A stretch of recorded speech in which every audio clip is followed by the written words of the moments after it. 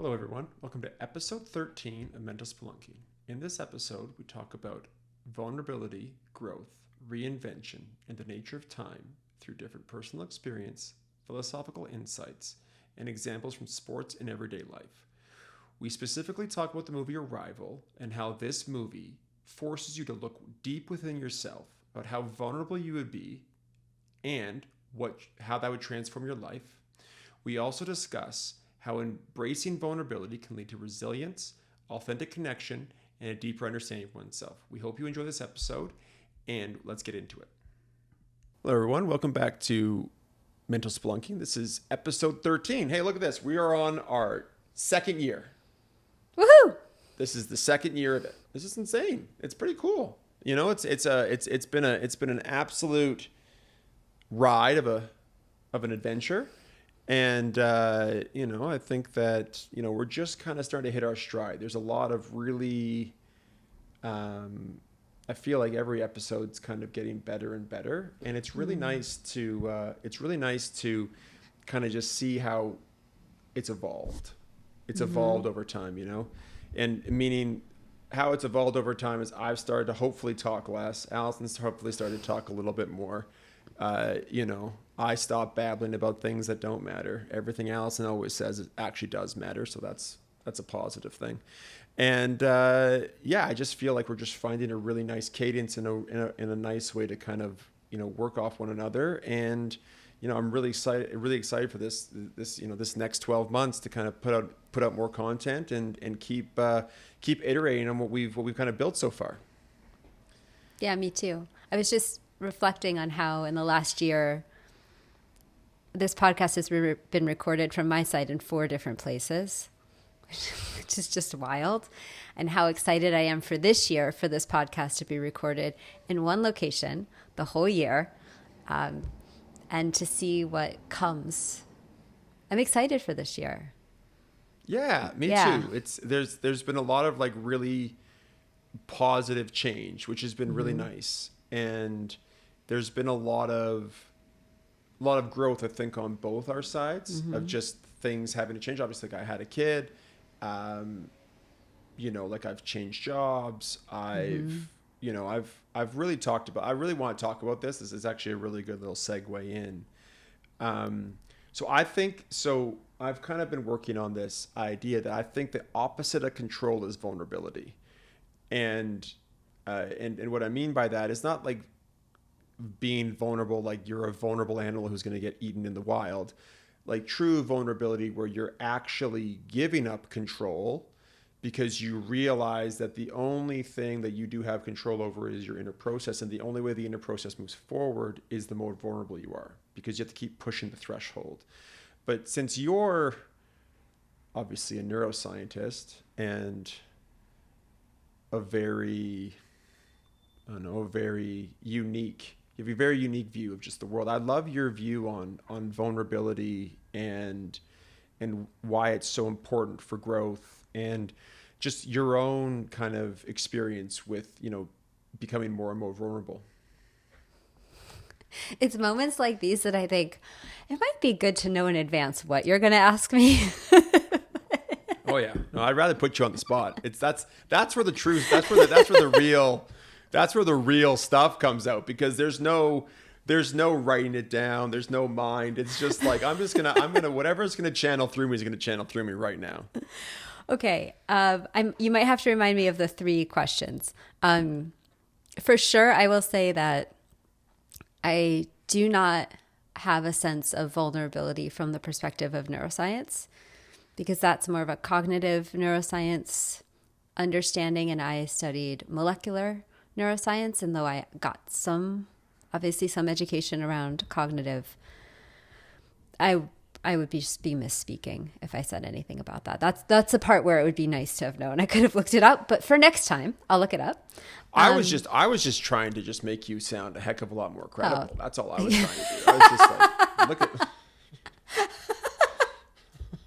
Alas, I will not sound more credible today. It will just be me speaking. No problem. So there's when you were saying the opposite of control being vulnerability, there was another word that came up for me, which was the word surrender.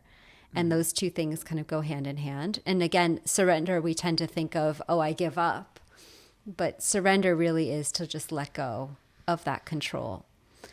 And it also reminded me of something that I shared in a talk I gave a while ago that somebody showed me, and I really appreciated it. So I'm gonna demonstrate it, and then I'll get to more of your question, which is I met this Austrian mathematician, Bernhard Kutzler, who I worked with, and we were having lunch one day, and he was showing me about control. So he had me, let me see if my hand can be in the frame. He had me open up my hand, and we were at a restaurant, so I think he must have put a fork or something or a spoon in my hand, but I'll use a pen. So he had me hold the pen. He said, okay, hold the pen like this. And I said, okay. And then he said, now let it go. So I went like this. And I threw the fork down, or the whatever it was, on the floor. And he said, no, that's not right. I said, okay. He said, do it again. So, okay. Pick up the pen, put it in my hand like this. And again, he said, now let it go. So in my mind, I thought, well, I didn't throw it forcefully enough. So I just, boom, on the floor. And there had to have been people in this restaurant. Oh, yeah. And it was at the Huntington Library, or the Huntington in Pasadena. So it's like a fancy tea room. And I'm throwing silverware aggressively on the floor. And he says no. And now I'm just annoyed. So he puts it in my hand again. He goes, let go. And then he demonstrates to me opening up your hand like this. Correct. Right. And so he said, then things can come or they can leave. And this to me is a really great image of vulnerability, in the sense of your palm is open, right? Your hands are open. It's not that you've, as to your point, right, just have decided, please eat me. It's more that you're allowing whatever needs and wants to come, and whatever needs and wants to leave. And that's actually incredibly powerful. So much more powerful, actually, than holding, because there's no space. If you're holding, nothing can come in and nothing can leave. So you actually have the least opportunity in some ways when your hand is like this than when it's open like this. Thanks for letting me share that story. That was a very fun story. That's a legit story. And I think you're right. I think that I believe that the way to grow is through vulnerability. And so there's lots of different areas in your life that you can be vulnerable in.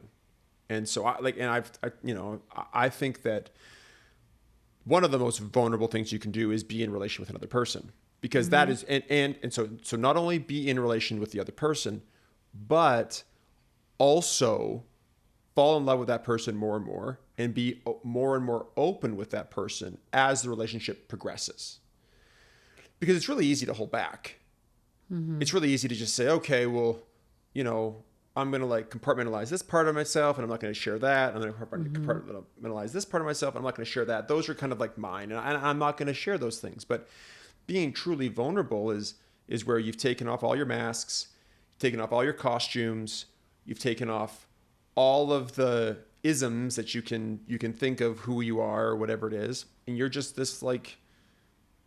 you're just there for the person to look at, and for the person to, you got to say, well, is this okay? Like, is this what you accept? Like, are you good with this? Because they can say no, and then they can rip that away from you, and that's the vulnerability part.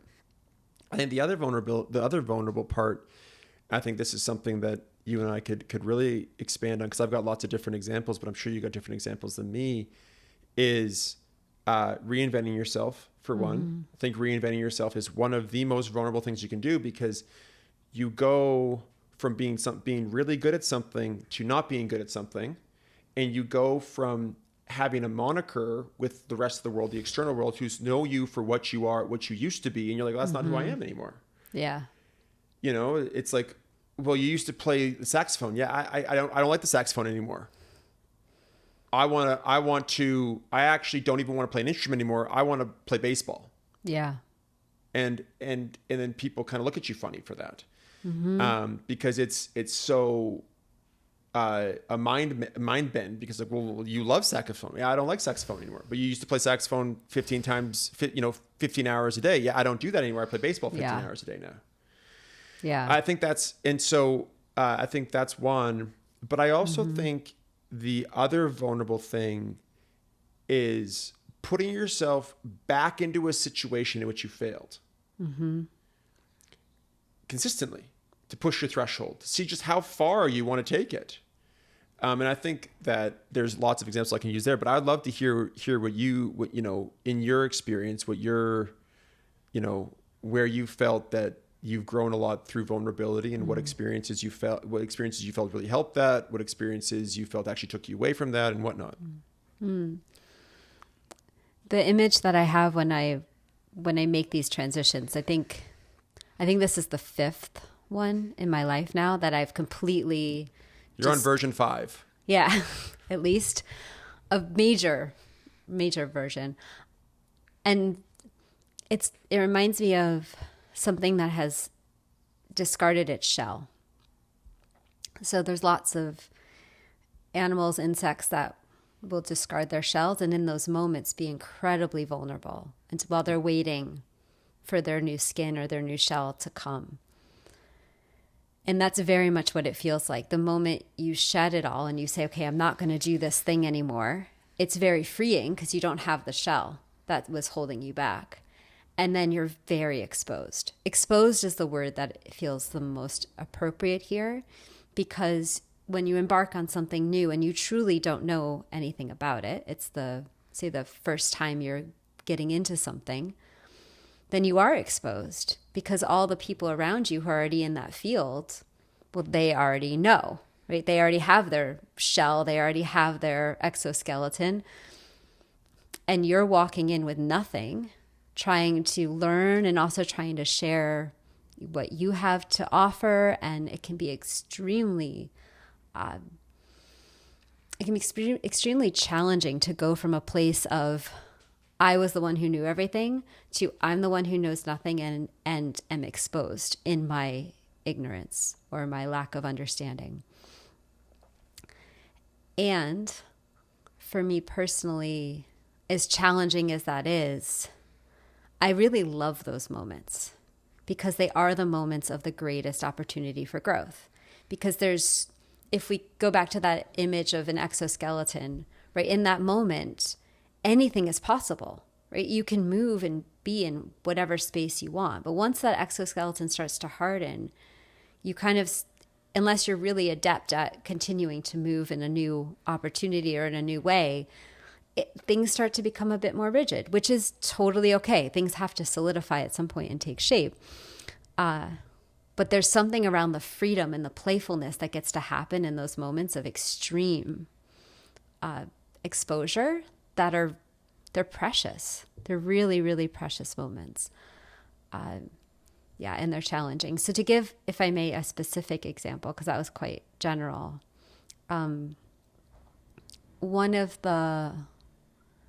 So I've made the transition from, say, scientist to working in kind of business and consulting, to then running this nonprofit in science and sustainability, to now doing this work with kids.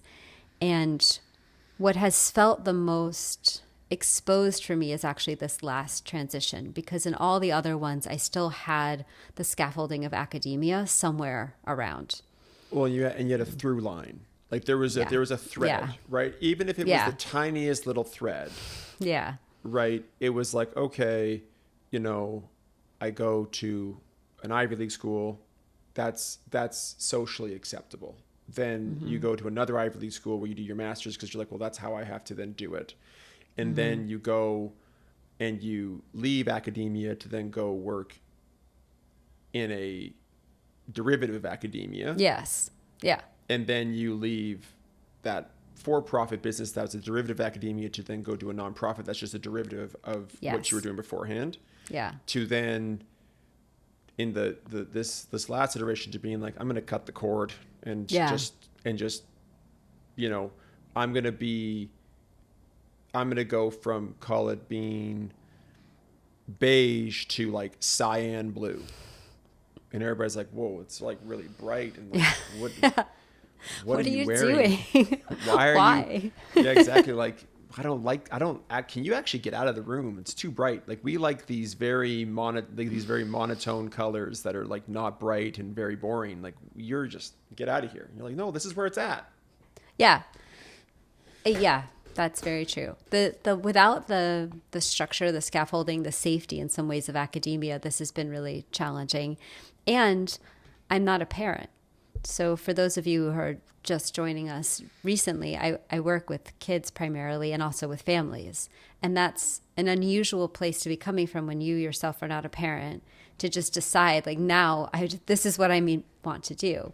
And it's something I'd always wanted to do. And I can pick up through lines all the way through where I had been working with kids and with parents and with families throughout my whole life. But nevertheless, it doesn't have a nice tidy bow to the story.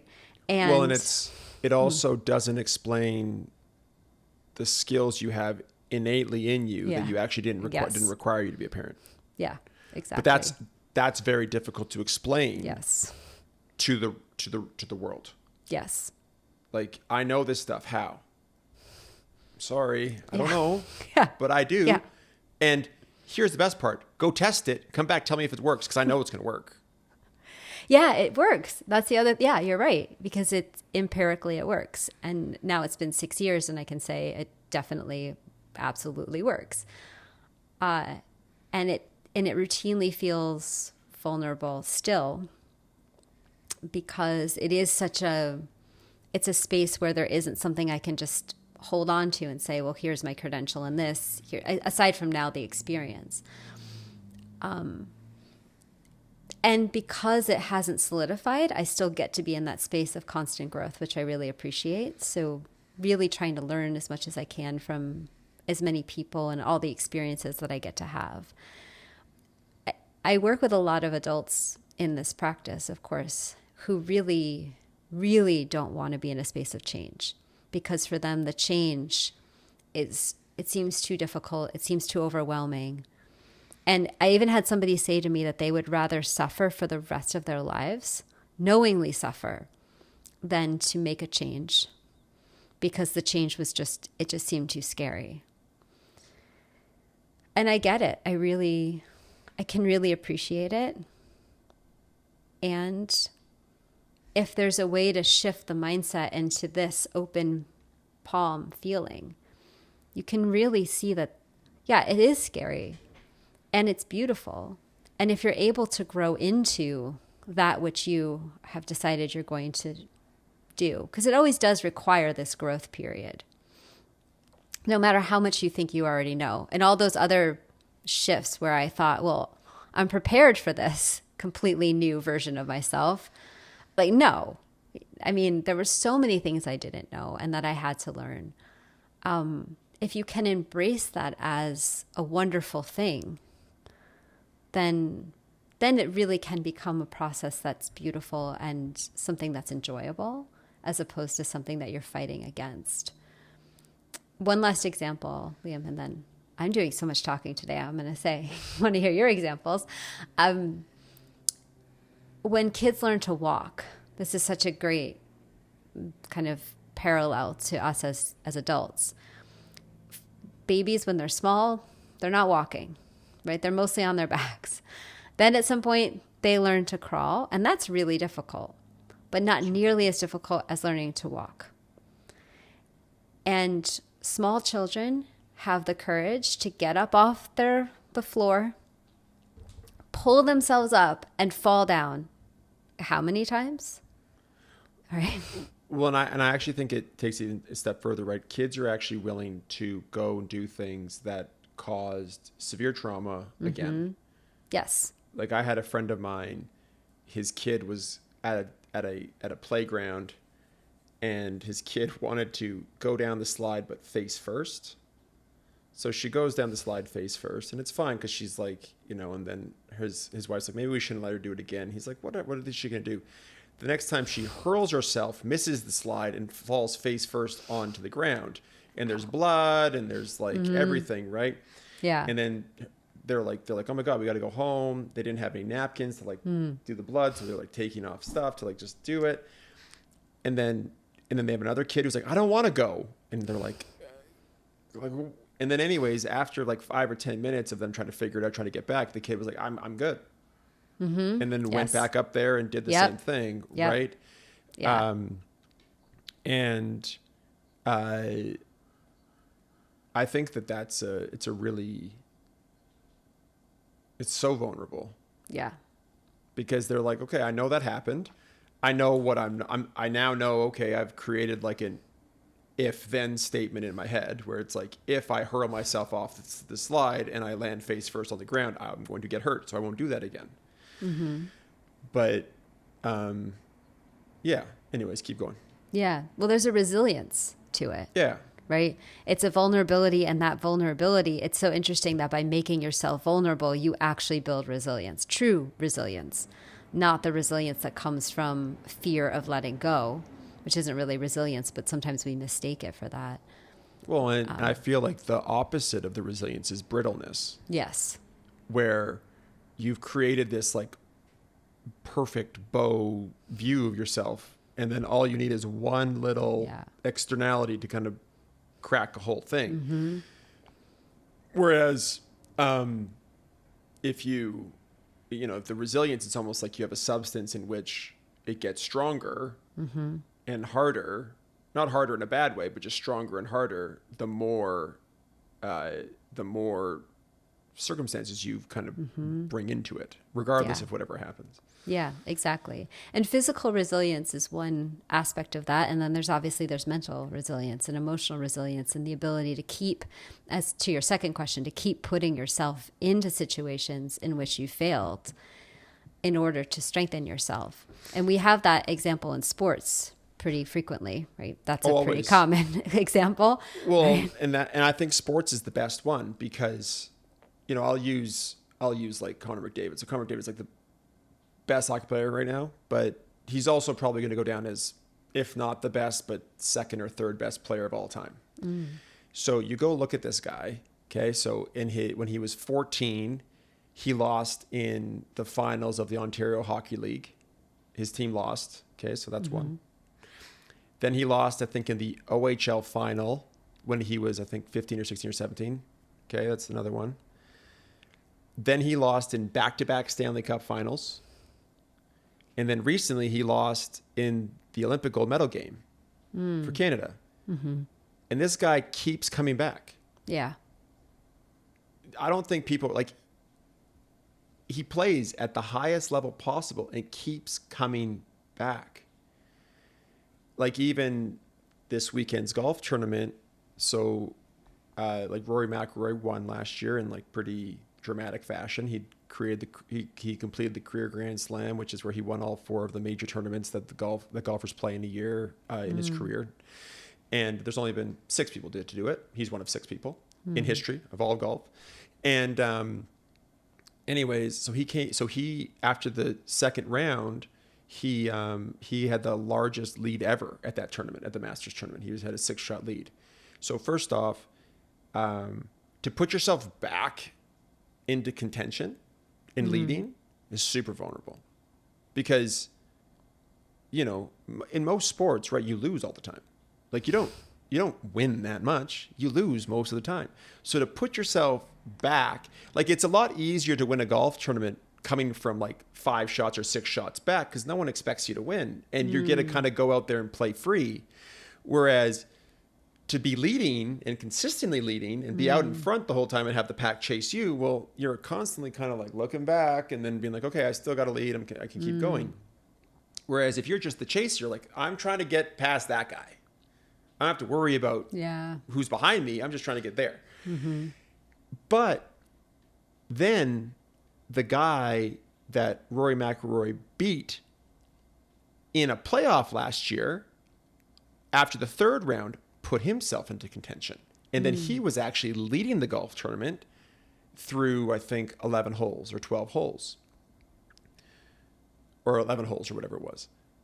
that takes incredible vulnerability, because last year you do enough to get yourself into a playoff. He made like a 25 or 30-foot putt on the last hole to get into the playoff, and then lost, to then put yourself back in contention to have your heart ripped out from you again, potentially, or to be a hero. That requires an immense amount of vulnerability, because you have to be able to kind of dust yourself off and say, you know what, I'm back for more. Because there's lots of golfers and there's lots of athletes and there's lots of those kind of people who just say, that happened to me once, I can't do that again. That's just too painful. It's too hard. And you look at Rory McIlroy, like, that guy has had pain, like not physical pain, but emotional, spiritual pain. Like, he even talked about it. He was like, I honestly felt like at part of my career, I just didn't put myself in contention just because I couldn't deal with the pain, which is a very honest answer. But I agree with you. There's so many examples in sports of guys continually putting yourself back in that spot, because it's easy to just say, you know what, I tried and didn't work out, and I'm just going to go be the 31st best player in the NBA, and I'll still make my money and I'll keep going on. But it takes a heck of a lot more vulnerability, and it also builds your resilience up to kind of say, you know what, screw it. I know I lost in the finals last year. I'm going to go back. We're going to go back. I'm going to put myself back in that exact same spot and be willing to have my heart broken again, knowing that the only way that I can win is if I have to put myself in this position to have my heart broken. Yeah.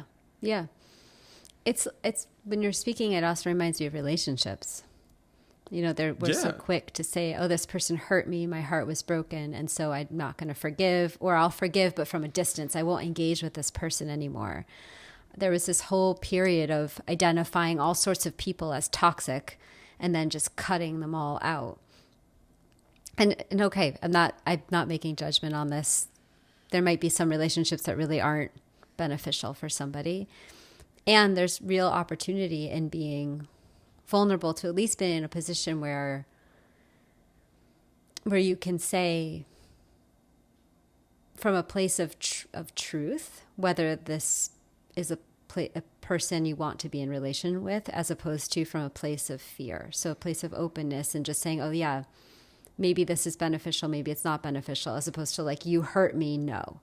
And going back in relationship, that's a very vulnerable thing to do and requires a lot of growth. For sure. And I not only that, it's amazing what you do when you change yourself. You know, it's you know, like it always, I'll use some of the stuff I learned in Al-Anon, which is like, what role did you play? Like, what role did you play? Now that's a little extreme. Like, there's some examples where it's like, you know, maybe you didn't play any role. I don't know. But maybe the role you played was after the fact. I don't know. The point that I'm trying to make is that everybody plays a role in everything. And it's on you to change, because you could focus on everybody else's hula hoop and say, well, I don't like what's going on in that guy's hula hoop, and what that woman's got in her hula hoop, I don't like that either. But if you just focus on your own hula hoop, you can make your life a lot better. You know, so I was rewatching the movie Arrival. And I think we've talked about Arrival before, but there's a part with Amy Adams where she says, if you knew what was going to happen, would you still go through with it? Because in Arrival, right, it starts off with her having her kid, and then seeing her kid die, and then it pans to when the aliens come. So your assumption when you start watching this movie is that the kid died before the aliens came. But as you watch Arrival, what you realize is that what the aliens are here to do is the aliens are like, well, hey, look, we're going to need help in like 3,000 years. Okay, so we're going to give you this really cool thing, which is this language that can essentially see into the future. You can see into the future if you use this language. And so she becomes this expert in this language. And the movie's doing this back and forth, so you don't actually know what's the present, the past, and the future. And that's kind of why I'm like a real sucker for movies that explain time really well, because it's kind of like, that's how time works, right? Time is relative.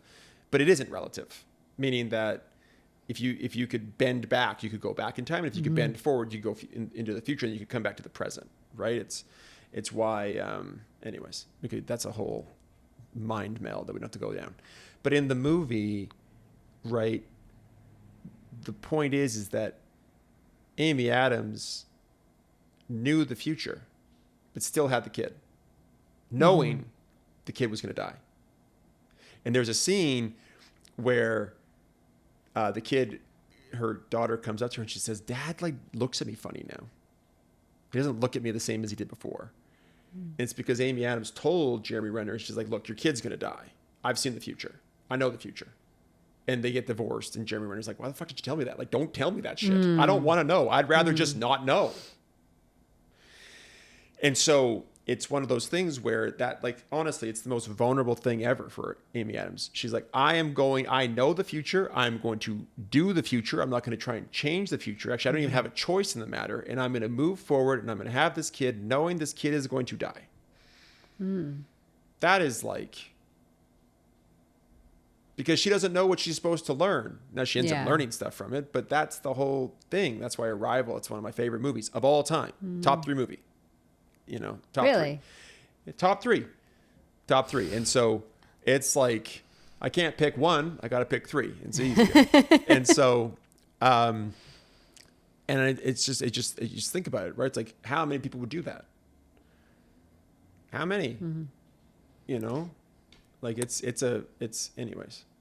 It makes me wonder how similar it is to life. I mean, I don't know anything about how life works. That is for sure.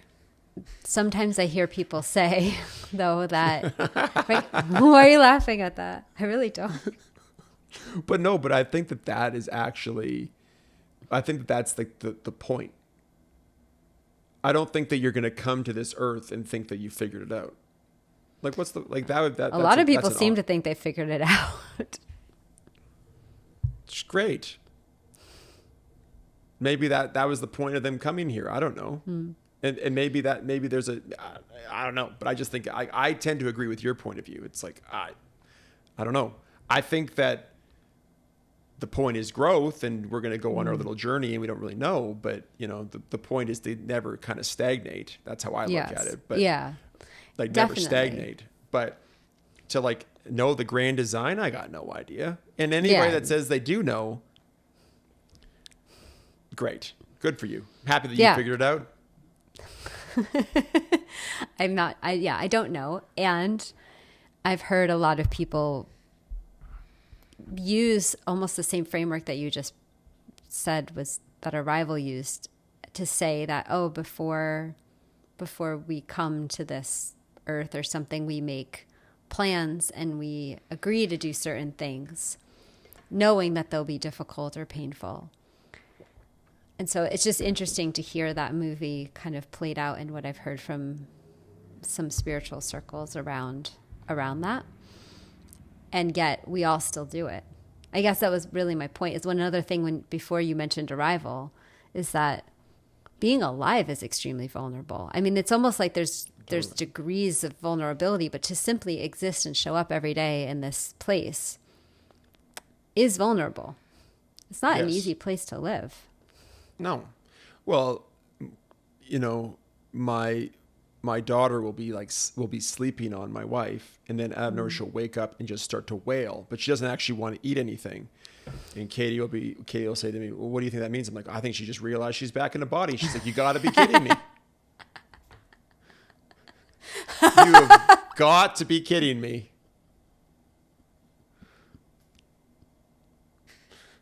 That's my take.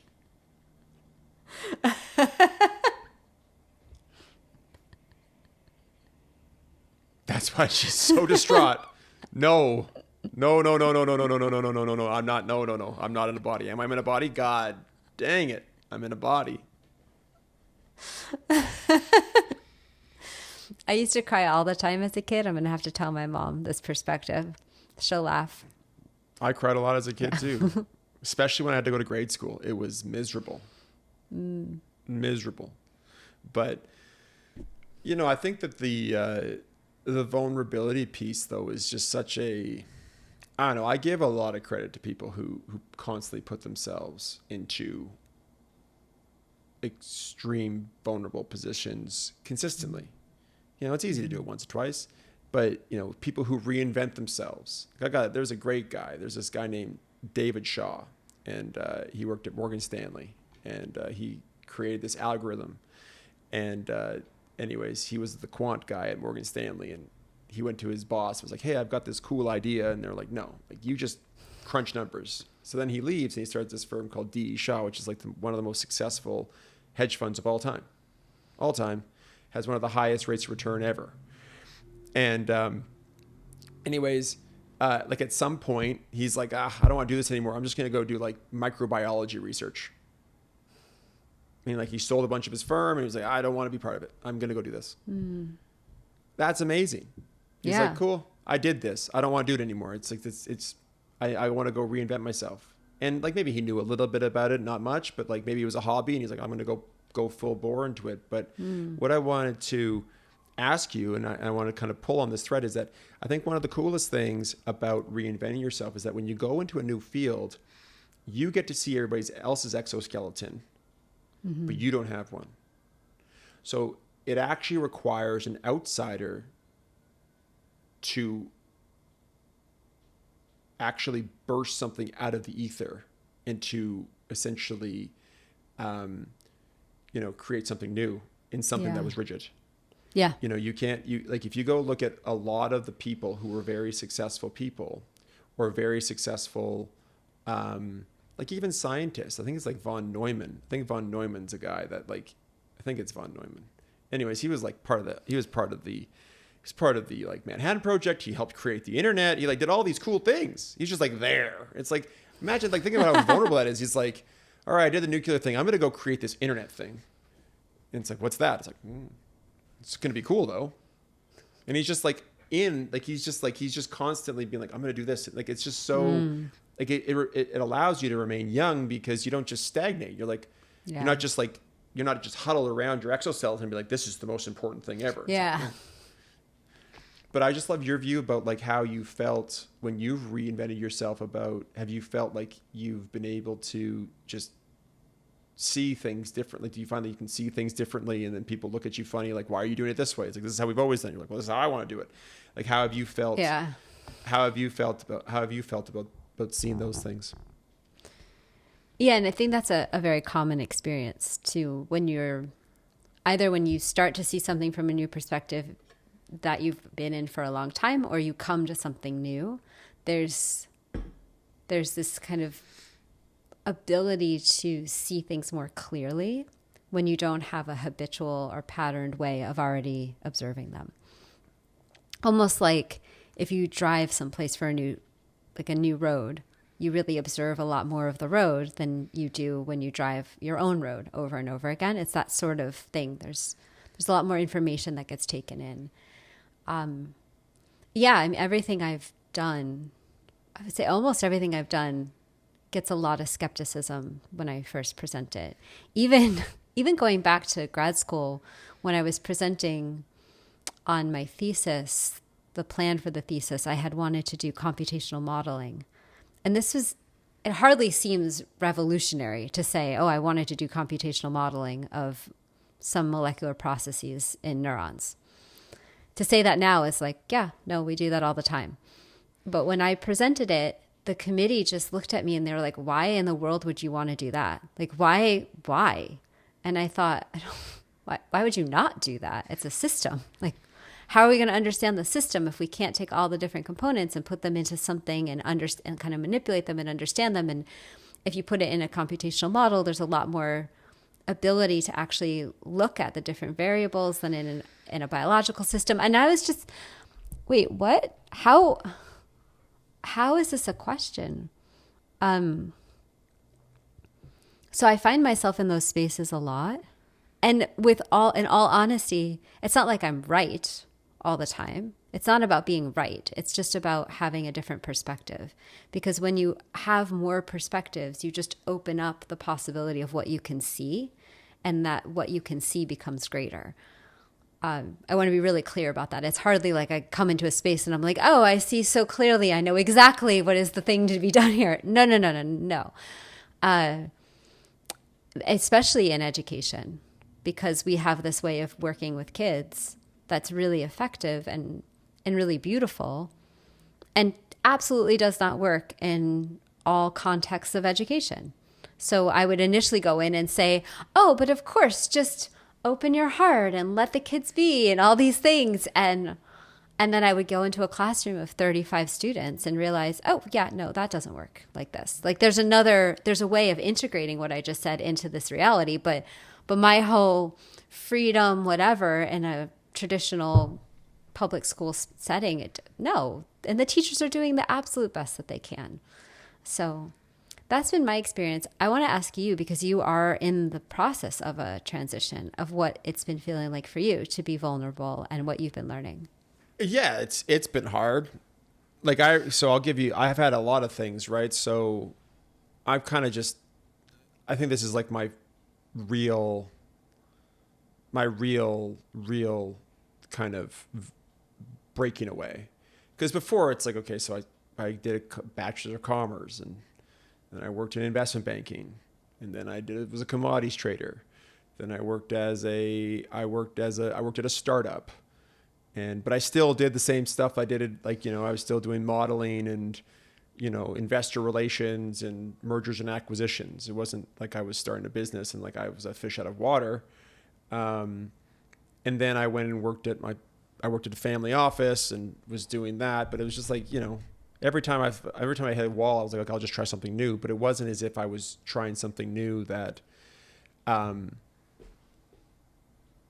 was so far out of my comfort zone. I think the thing that really started to get me to be vulnerable was playing competitive golf. I didn't know why I wanted to do it, but I did it. And I remember like how I even went about it, people thought was weird. I remember I was going to okay, I'm going to go try and qualify for the U.S. Amateur, the U.S. Mid-Amateur, and the Canadian Amateur. Those are like the three most prestigious golf tournaments you can play in when you're over 25 years old. And you have to qualify for them. And I remember talking to people at my golf club, and they were like, well, why wouldn't you just go play in like the Calgary City Amateur? I'm like, well, I want to go play against the best people to see where I'm at. And they're like, well, okay, whatever. So anyways, I didn't qualify for the U.S. Amateur. I didn't qualify for the U.S. Mid-Amateur, but I qualified for the Canadian Amateur. And qualified in like pretty dramatic fashion. I had to make a 30-foot putt on the last hole to get into a playoff, and then one of the guy, it was supposed to be a three-man playoff for 2 spots, and then one of the guys didn't show up, so I ended up getting in. And that proved to me that I could do things on my own. Because for a lot of my life, I felt like I had a lot of help.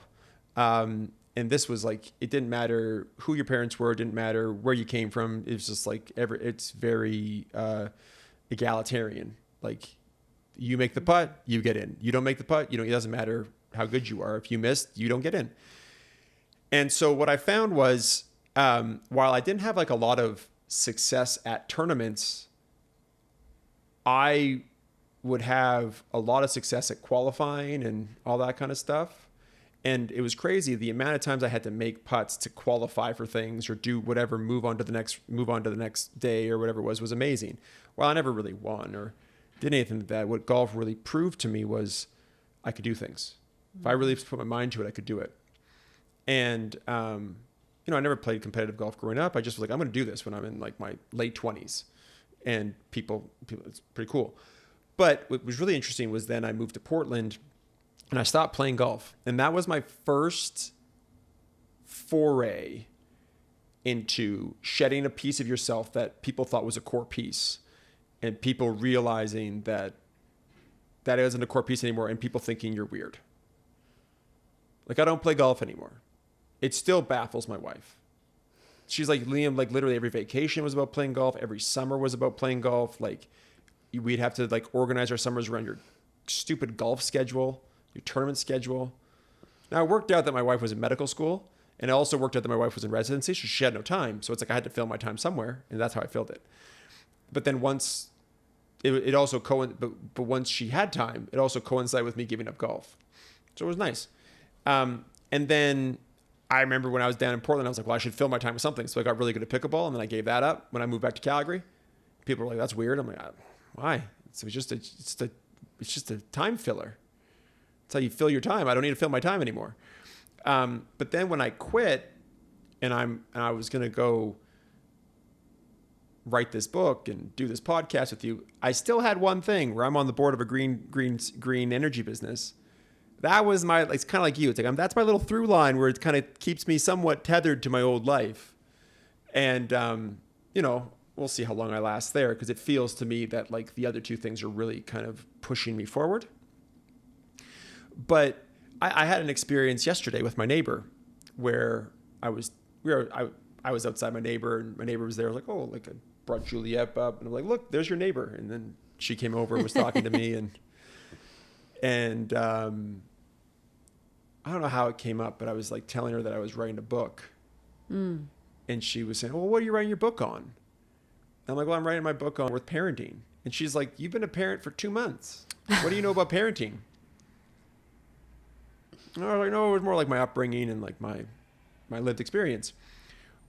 But, it's a very interesting feeling because people look at me funny. I feel like there's a lot of things that are just innately in me that I don't know why they exist. Like how to hold my kid, like I remember we had this woman come over to take photos of us, and she was like, wow, you're like really confident. I'm like, I don't know what that means. This just feels natural. This is what I'm going to hold my kid. But I think we all within us have all these skills that we can tap into if we want to, but we choose not to. And the more open you are, I feel the more access you have to them. But I don't know where half the stuff I come up with comes from. I don't. And it's probably not mine anyways, right? Like if you look at shamanism and how shamanism works, right? You aren't doing the work. That's why it works. There's no ego involved. You're having other things help you solve questions or problems or give you answers to certain things or whatever it is, right? So you kind of get to move out of the way. And I think that that's the biggest thing, right? You move out of the way as you kind of foray yourself into these more vulnerable spots, right? You're kind of just trying to get yourself out of the way, which is really difficult. Yeah, it is really difficult. It's also really interesting to notice when you show up and are in the way, and to just observe, oh, I'm watching myself be a roadblock to this. And then working out, is that because it really isn't beneficial and I'm trying to make sure that I don't engage with something that isn't for me or isn't beneficial for me? Or is it something else where it's some sort of conditioning or habit or whatever it is that's in the way that has me showing up like that? I noticed that actually just this weekend at an event I went to. I just kept noticing being very open and then just almost like a shadow of something coming in and blocking it. And then I'd have to go, okay, well, I see you. Thank you. Exactly. It was very fun to watch. But you feel it. It almost feels like a density or something that comes now in the way. Well, it's so I've been working on this thing where I'm not like, I'm essentially like not going to talk. I'm going to like listen first and then just kind of just listen. And then I'm also working concurrently on that with working on like not having to talk, but like being bigger, being smaller, being bigger, and like having my presence grow without me saying anything and have my presence shrink without me saying anything. And so I was at an Al-Anon meeting this weekend. And so I'd already committed to not talking at the meeting. And you have to understand like how an Al-Anon meeting works, like you say some stuff, you talk about some things, and then everybody kind of shares, right? And so it was amazing how I could feel myself sit back when someone else would talk, and then like, whoa, hold on, I'm going to step forward because I got to listen. And then other ones I'd be listening very intently. Other ones I'd out of nowhere be saying to myself, well, this is what I'm going to say. And like, I'm not going to say anything today. Like, I'm not. And then I even caught myself on my way home being like, well, this is what I would have said today. I'm like, well, no. This isn't even what I'm trying. This isn't what I'm trying to do here. I'm just trying to observe and just try to just be and whatnot. And it's just so funny, just the conditioning that exists, and I remember I even had a member come up to me after and she's like, I think you need a hug. And I'm like, okay, great. I don't even know where that came from. I didn't feel that bad going to the meeting. I just was like, okay.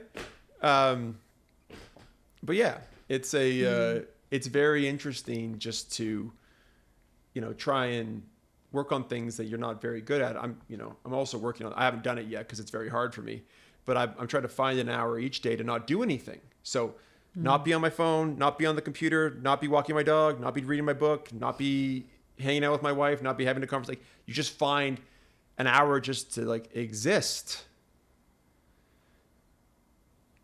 It's hard. Like just to, I did it the other day on Saturday night where, no, it was Friday night, where I couldn't sleep. So I just just was there.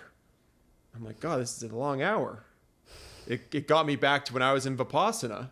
It's like, oh my God, the day is good. I'm never leaving this place. I will never leave this place. Ever. I can't talk. I can't read. I can't write. All I can do is meditate. And every day feels like I've been here for an age. That's presence. It is presence. I don't disagree with you on that, right? I don't disagree. And I want to say one quick thing, right? When you were saying that when you go somewhere for the first time, where you're constantly, there's constant feedback being put in. It's like, oh, here's a stop sign. Here's this, here's that.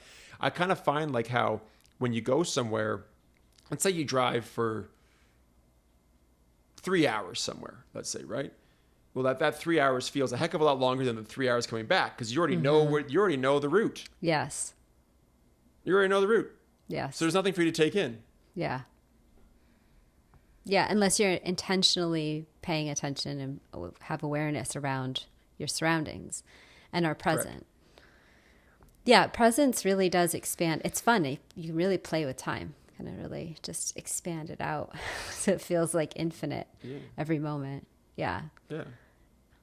Well, the best time, really quick, the best time to get into is the vertical time where like you feel like whatever happened 5 minutes ago was like, that felt like that was an age ago. Yeah. That's the best kind of time to get into because then you're actually like, okay, I'm here. Even if you're like, oh, I'm off, but okay, I'm back. That was like one of the best things I got from Vipassana, was it's like, wow, okay, I now kind of get it. All right. I know where I want to be. And so you kind of try and spend as much time as you can in that space. Yeah. Yeah. But you can't get to that space unless you observe the other space.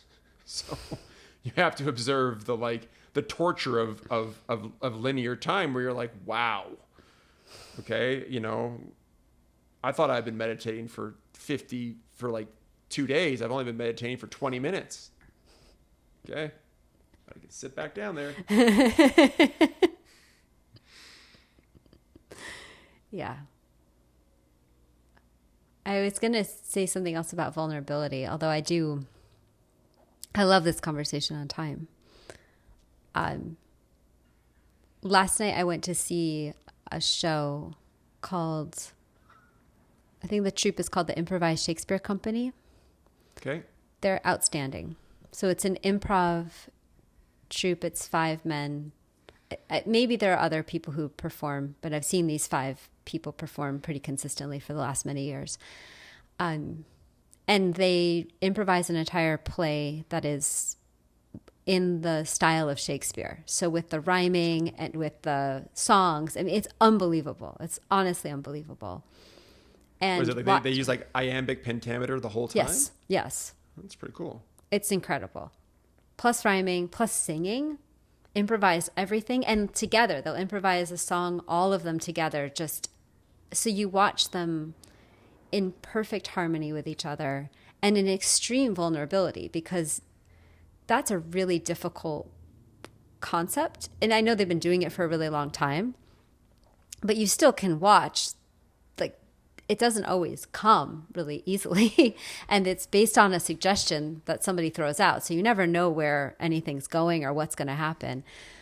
And for me, that and any type of performance where you're getting up on stage and you're putting yourself out there, and particularly in improv, because nothing is rehearsed. So it's like, this is what it's going to be, feels incredibly vulnerable to me. And because of that, the audience is so much more generous with, like, if you notice, an audience tends to be in improv, I think, a lot more generous than in a stand-up or a prepared sketch comedy space, because they're so with it in the moment too. Everybody's in the moment, so present and so vulnerable as an audience and so vulnerable as the performers, that something really beautiful gets created. And I don't have a lot of words around this, except to say I was just noticing last night how beautiful that was, and how much I appreciated the performers being so open and vulnerable and surrendering to the moment to allow us as the audience to surrender to the moment as well. It's such a gift. Give me 1 second. I'll be right back. Just give me 1 second. Yeah.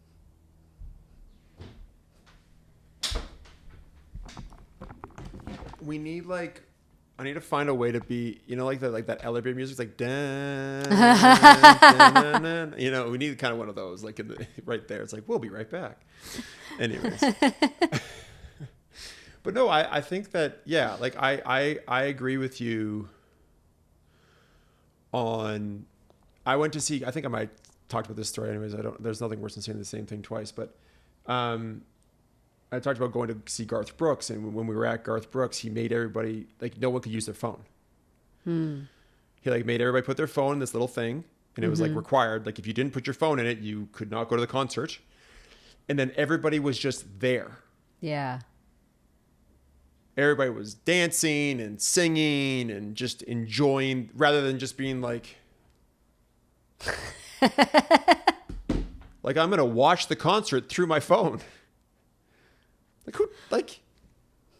I'm going to put it on my phone and never look at it ever again. And it's just, at the Masters this weekend, there's no phones. So there's actual roars and clapping and cheers. Wow. At other tournaments, just it's weird. I'm okay with people taking photos and video, whatever. That's fine. I've done it. I'm not saying there's anything wrong with it. But then just be there. Yeah. Well, I appreciate when you bring up the phone and then I don't have my phone. It's nowhere near here, but I'll imagine my hand is my phone. That it is interesting that people will watch through the phone when you could just lift your eyes up. Like, you could still have the phone record and you could put it here and your face could be here. And yet, for whatever reason I don't understand, the phone goes in front of the face so that you don't actually get to have the experience of even seeing what you're recording. It's very interesting phenomenon. I'm not sure why we're so inclined to put it here instead of just next to us or below our eyes in some way, or just literally anywhere but right in front of our eyes. No idea. It's just you could just, it's also the same, and we've talked about chasing experiences and whatnot, right? It's just just go experience something for what it was. Every experience is like a snowflake. They're all different, and just experience it. That's also a vulnerable thing where you're not trying to go recreate something. You're like, okay, hey, that was a great experience. I can remember the experience. Okay, move forward. But I don't know. I go back to vulnerability really quickly, and it's just such a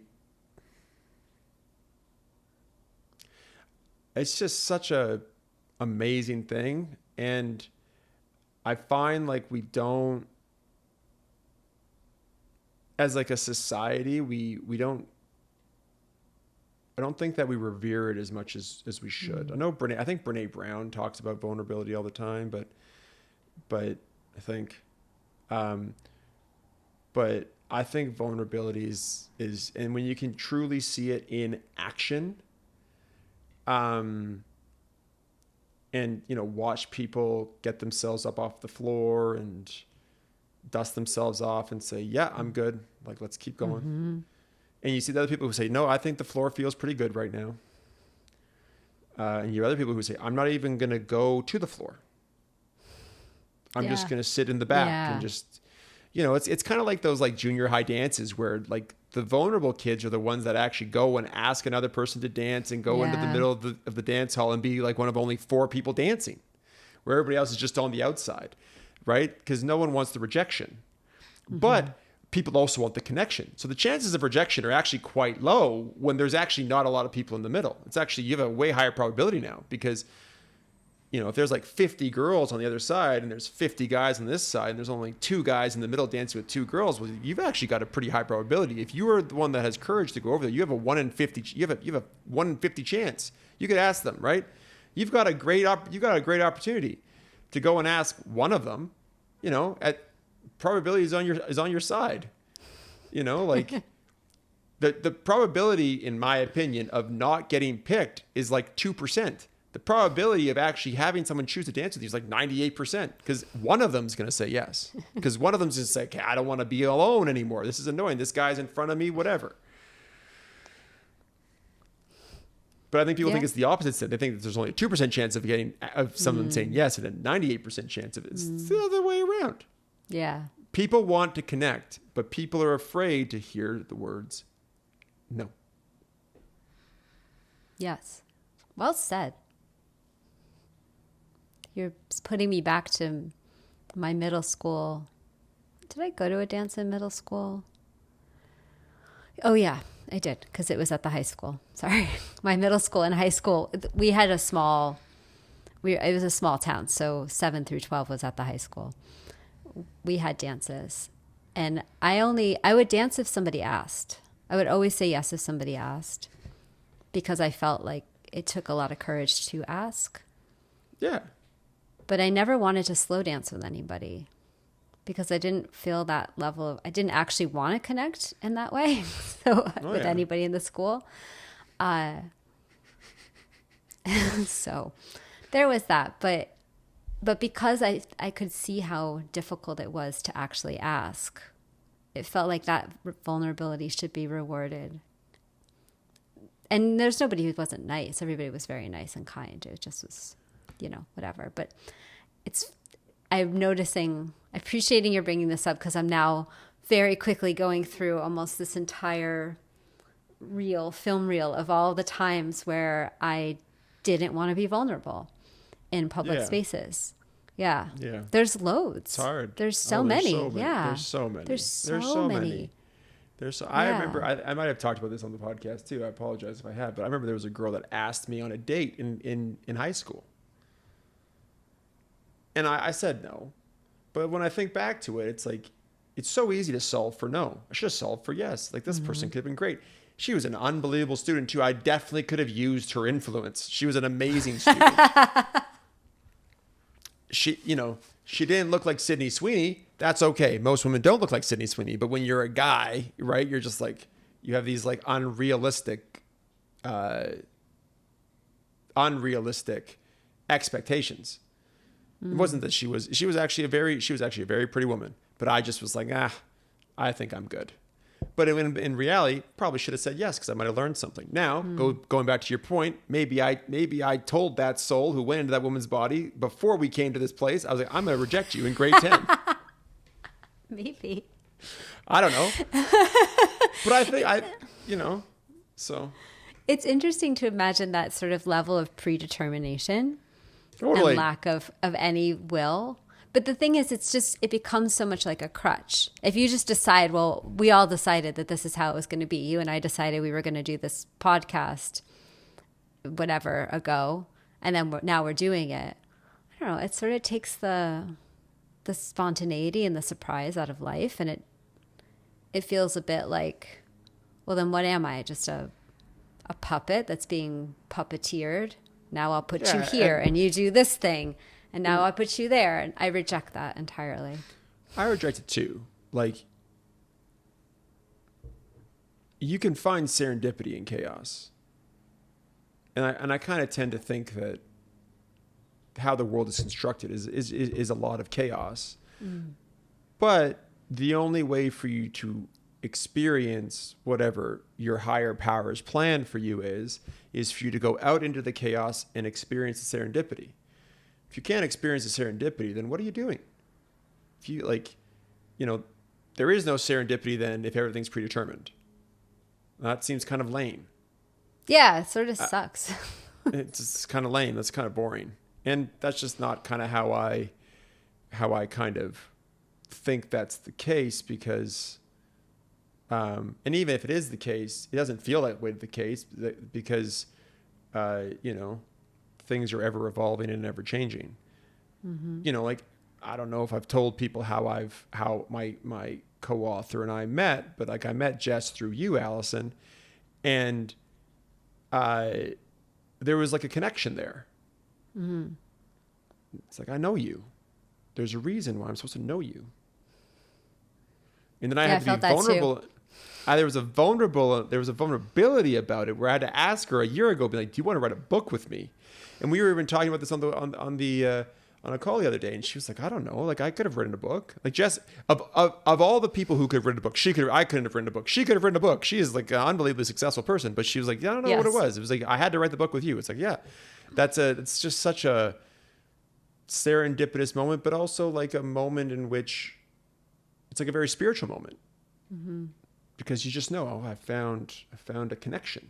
No different than my friend in London. Like when I met him at a conference, it's like, I feel like I've known you like my whole life, but I'm just meeting you for the first time. It's like how I feel about you as well, Allison. Like I'm just meeting you for the first time. I feel like there's like, this is an important relationship in my life. And yeah, I think that, I don't know. It's like, even if it is predetermined, I'm not going to think like that, because then you're not in the present.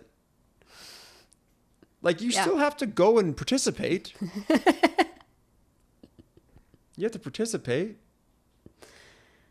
Yeah. You can't just be like playing capture the flag, standing in the middle of the game, being like, I know the flag is going to come to me.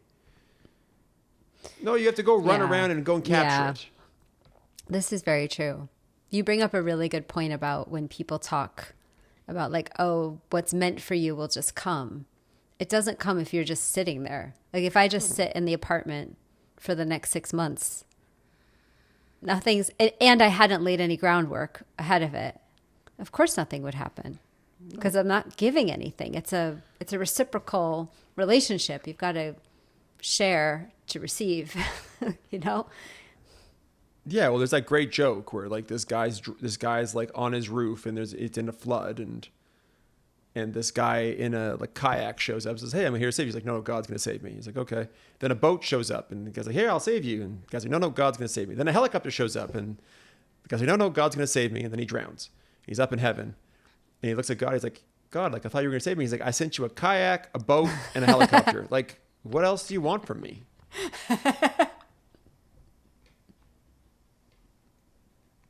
What else do you want from me?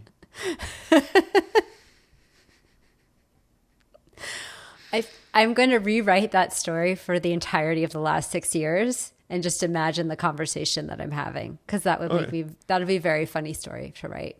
Yes. Yeah, it would be great. God's like, I gave you all these things and you chose the wrong thing. Yeah. Yeah. Well, that's the part of the free will. Well, but I also think too, like if you think about your life, not to make this podcast about you, but I'm going to make it about you for 5 minutes. Okay. I always love when people preface it. It's like my dad will say things to me like, well, not to intrude on your life, but I think I was like, well, you are intruding on my life. Like, just be honest. It's like, I am going to make this podcast about you for 5 minutes. But if you think about it, like with your move from Michigan to LA, right? It's like you started to get super good traction in Michigan, but there was some pull to make you go to LA, which I think is a very interesting thing, because it would have been easy to stay in Michigan. Oh, hey, this is great. We've got the school boards. We've got this, But you're like, no. There's I got to go here, which I think is a very, very interesting thing. Because you don't know the answer to it. You have no idea why you're in LA. You're just like, I just have this pull. Yeah. It's no different than me going to Portland. It's like, I need to go to Portland. Yeah. I don't know why. Like my wife, when my wife and I were first dating, she lived in San Francisco. And like, I was like, I'm going to move there. I didn't try. Like, I thought I tried, but in reality, when I look back on it, it's like, man, I was like so weak. I like gave it up to other people, and my dad was like, we're not doing that. And then, but then when I was going to go to Portland, it was like, I was like in the process, running the process. How do I do this? Going to do this, right? And, you know, I only lived there for 2 years, and then I'd move back to Calgary. And so, but it's like, I had to go there. Then I had to come back. Yeah. Even though I was like, I'm never coming back. I'm never coming back to the city. I'm never moving back to this city. Oh, I'm here. That's like always the what that calls. I've learned anytime I say I'm never, it's almost like I've sent out a flare gun to have that happen again. So 100%. Just don't say that anymore. 100%.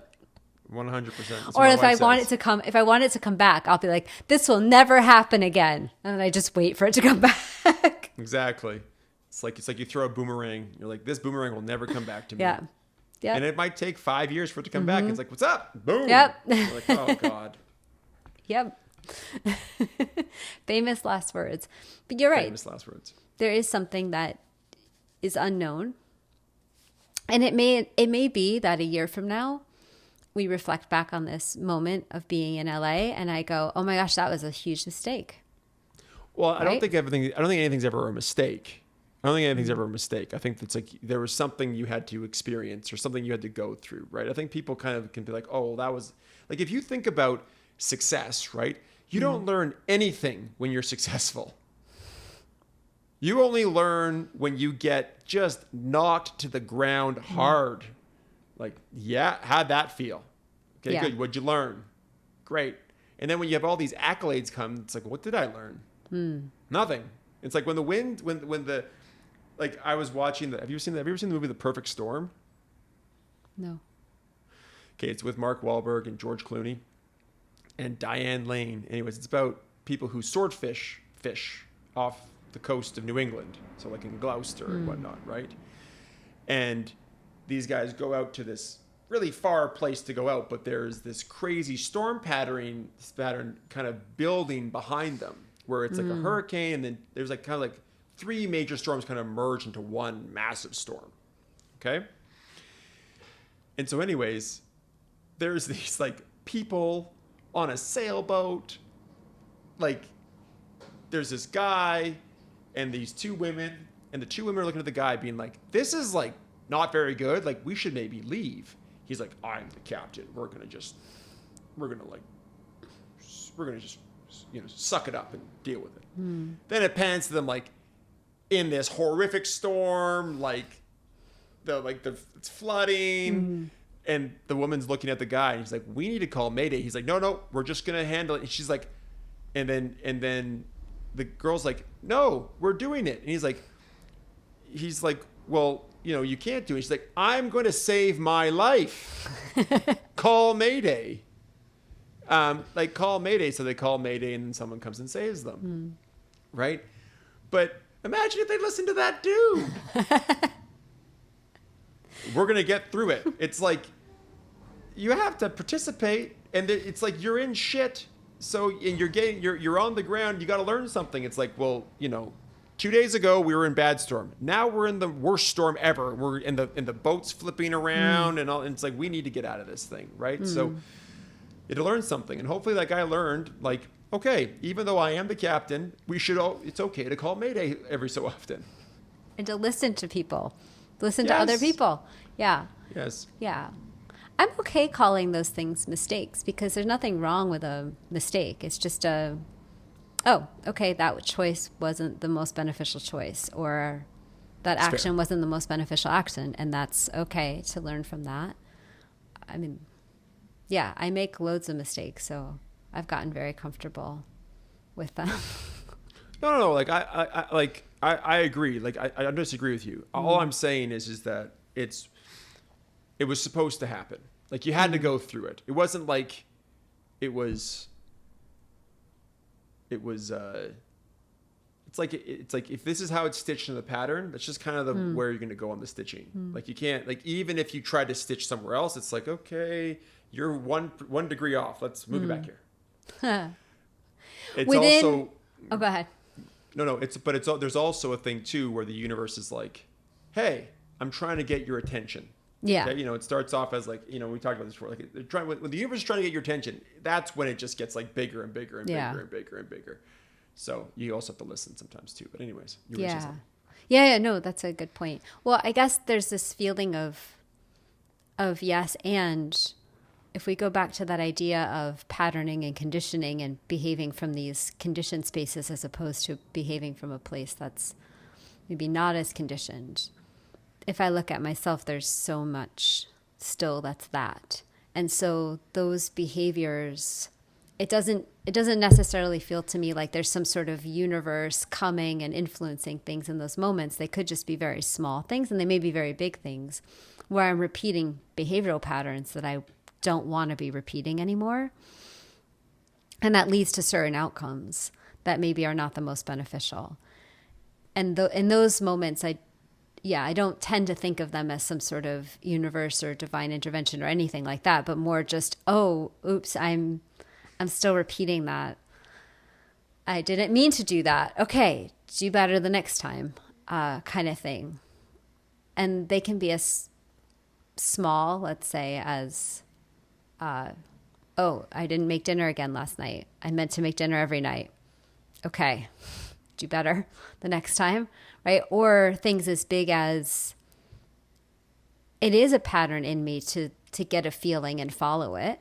And sometimes it's not. I mean, for the most of the time, it seems to work out.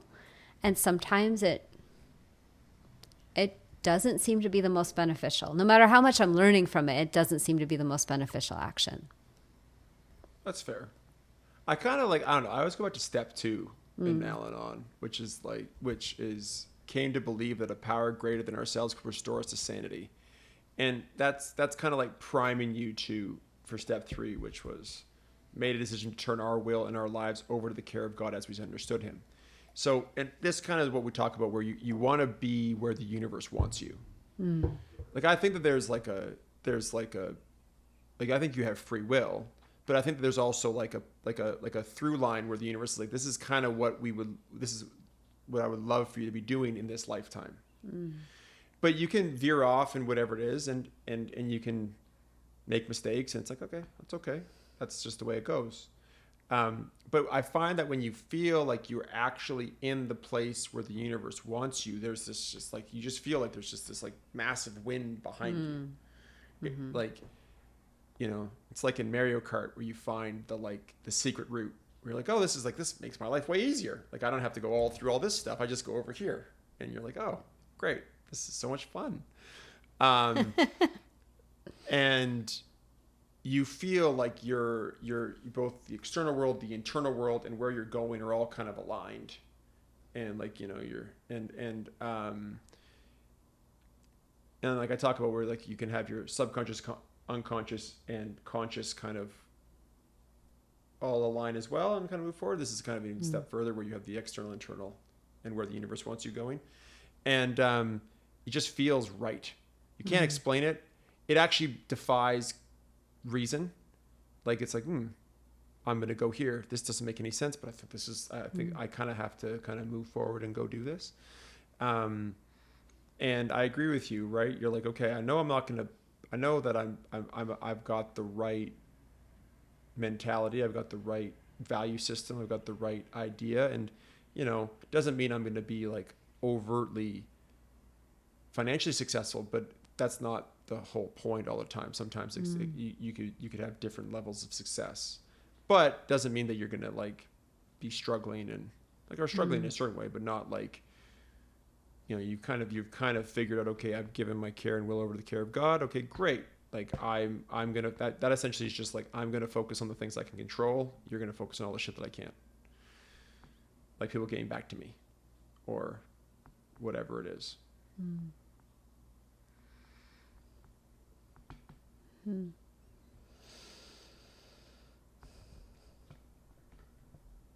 I'm not sure that my experience always matches that narrative around when it's internally aligned, that there is always an external buoyancy to it, or often an external buoyancy. But it rarely looks like how the narrative like the traditional narrative tends to go. It rarely looks like that. In fact, I found almost the opposite, that when I do things that are socially acceptable, well-conditioned, and I do them really well, there's a huge tailwind in those moments. when I do things that are more, and maybe it's just because whatever feels aligned to me is not in alignment with those other norms, and so I'm not able to be on the wind of that existing, whatever's being generated over there, that existing energy. But yeah, my experience has definitely not been that. That's fair. So when people say that, I'm like, I don't know what you're talking about. But yeah, like what I'm saying is that I found, like, at least for me, what I found is that the internal world, like, you can be working on yourself and the external world can just be falling apart in front of you. And you're like, well, no, this is like, I don't feel like they're incongruent. It's like, I feel like I'm making a lot of progress. I know I'm making a lot of progress because people can tell, like, people can say, oh, you're changing, whatever it is. But then I feel like my external world is just shit. At some point they catch up. At some point they kind of align. It's just sometimes, but like your idea of when those things will align is not in your control. No. And it goes back to the very first thing we talked about that vulnerability and not having that exoskeleton, and that in some ways when the wind comes, it's because you're sort of more fitting into whatever was existing, and there's more of a structure to yourself. So. All right. Well, I think that's a good spot to end. Yes. We hope you guys enjoyed this episode, and we appreciate you listening, and we look forward to catching back up in a month. You have a wonderful day. Thanks, guys. Thank you.